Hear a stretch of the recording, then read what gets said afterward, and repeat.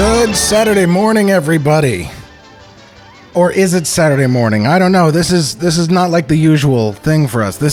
We are in the presence of greatness, the majesty. Can you believe it, Shawn? We haven't done What's Opera Doc. Widely considered by 1,000 animation professionals in a book that I read to be the greatest animated short of all time. But a valid book, nonetheless. And a lot of people consider this to be...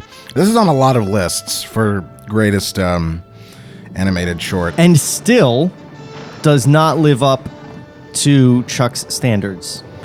Yeah, Chuck has... he still has disappointments with it. I mean, not now. No, not anymore. He's okay with it now, surprisingly. When reached for comment, he said nothing. But yeah, this cartoon, what can be said that hasn't already been said a million times before? It's brilliant. Chuck spent a lot. He spent extra time on it than the. And these are Maurice Noble backgrounds, yes? For sure. They are fantastic. Yeah. And this is another cartoon that's on that list of great cartoons is Coal Black, and it's the other distinction that these two cartoons share is that the director spent a lot of extra time away from the studio, unbeknownst to the main studio, to work on it. And in this case, we can certainly say it paid off. Say what you will about Coal Black, but Chuck was like, if we're going to do this, we got to do this right. And I think there was something like 6 to 8 weeks. Oh, this is a problem that he had with it. Yeah, he wanted the ting, ting, ting, ting, ting. Yeah, those slats to... That's exactly what I was thinking about when I was saying that. The ding, ding, dings. Yeah, he said in his second book, I think, that it always bothered him to the day that he was writing that every time we watched the cartoon, it bothered him that they didn't get Treg Brown to make those sound effects. Also, I think this is the peak amount of Chuck art style that you should have. You know what? I agree with you, but I'm going to ask you to elaborate on that thought. It's got that, it's right at the edge of going too far into that weird, sketchy, blocky, too angular, very angular, style that he had for the rest of his life. I would say that that's true to a point. This was what I would call the beginning of the end, if we're to refer to the stuff that he was doing in the 70s and the 80s as the end in terms of his art style. Because there's some stuff that he did at MGM that was like the lithographs that you can buy of Chuck Jones art that all look like garbage. Yeah, God. This is almost there, but it's not, and it's still beautiful. I love that fat horse. Yeah. It's in a shot where you wouldn't expect there to be comedy.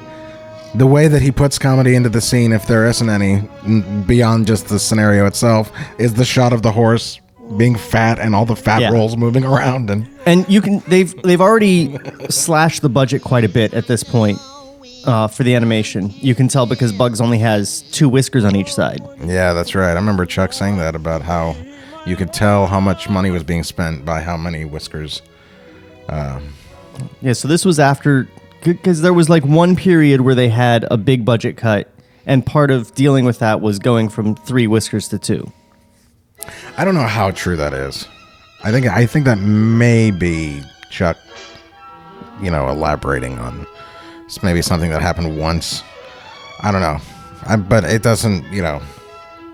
My recollection was that it was a specific instance that happened in a response to some sort of impetus. And you know what? This cartoon also, this is we can share a personal story. This cartoon reminds me more than ever of hanging out with Mike Peters and seeing all those. You mentioned the oils that he did. This is what Chuck is trying to go for in terms of the majesty of what he's trying to draw and stuff in those oils and stuff, and we were very lucky when we met Chuck to be in Mike Peters' house, because there's so many. And also the other thing I don't think I ever mentioned in anything else before was Molly Peters, the guest room that she was in, the pool room. There was a Sharpie drawn Wile E. Coyote and Roadrunner mural that he must have had to like come in and do. Nice. Yeah. I never saw her room. Yeah. Now, I just want to mention real quick, the backgrounds are so beautifully evocative of like an actual stage production because they have that like flatness, Yeah. comparatively speaking, like they're on a set, and like the chaise that he was just in was a piece of cardboard set over like a simple plank for him to lie on. Perfect timing, by the way, on mentioning that, because this sequence here is the most stylistic of the whole sequence, of the whole cartoon, really. And it's, like you say, it's stylistic, but very, even those whirls and those Smog! that's Mel. Mel doing the one line for Arthur Key Bryan. Arthur died not too long after this. This was one of the last cartoons he did, actually. Oh, darn. Yeah. And Mel resisted doing it for a while.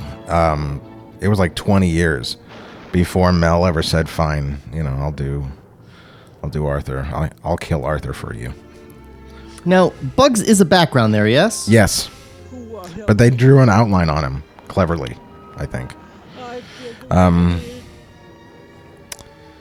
This actually, it's so weird. Like, it's so goofy, but you are a little bit choked up because of how well it's staged and the music and the brilliance of the layout of Maurice Noble and condensing a 12-hour opera into 6 minutes. yeah, squashing down the ring of the Nibelung. And no, it is a happy ending though. Click on the things. Keep that in. Where I say that. I'm not taking it out. Click. Clicky. And more stuff. It's over now, isn't it?